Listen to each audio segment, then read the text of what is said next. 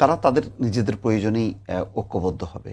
তারা মনে করছে যে এখন বিএনপি সারা দেশে এই যে যেমন পাটগ্রামের ঘটনা, বনানীর ঘটনা, এগুলোকে হাইলাইট করছেন কেন? মানে ওই একটা ঘটনা দিয়ে উনি একদম বলছেন যে এখানে কিসের নির্বাচন, হ্যাঁ কিভাবে নির্বাচন হবে, লেভেল প্লেইং ফিল্ড না হলে নির্বাচন কোথায় যাব?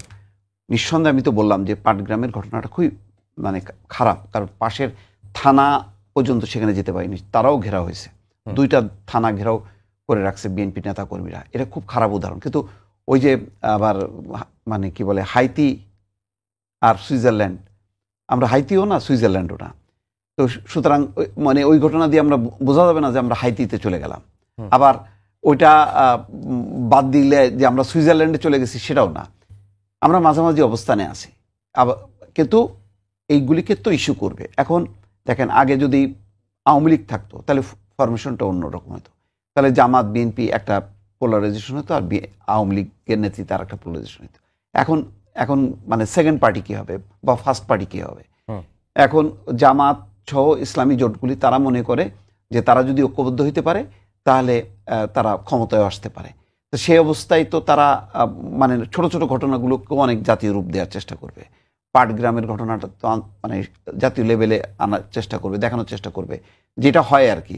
মানে এখন ধরেই নিচ্ছে যে মানে বিএনপি ক্ষমতায় আছে, সুতরাং ক্ষমতাসীনরা যা যা ভুল ত্রুটি করে সেগুলিকে ইস্যু করে। তো জামাত সেটাই করছে, একটা এক ধরনের অপোজিশন তারা নিজেদেরকে বানিয়ে। এটা নির্বাচনী কৌশল। এটা আমার ধারণা যে বড় ধরনের জোটই হবে, হয়তো এনসিপিও সেখানে থাকতে পারে।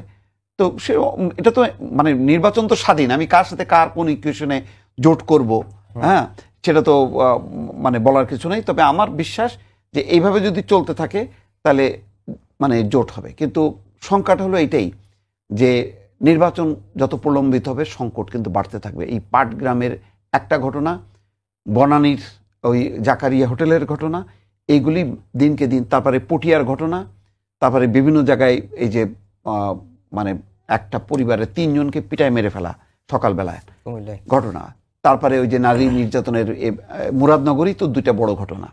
এই ঘটনাগুলোর মাত্রা কিন্তু বাড়তে থাকবে, বাড়তে যত থাকবে তত মানুষের মধ্যে নির্বাচন নিয়ে অনিশ্চয়তা হবে।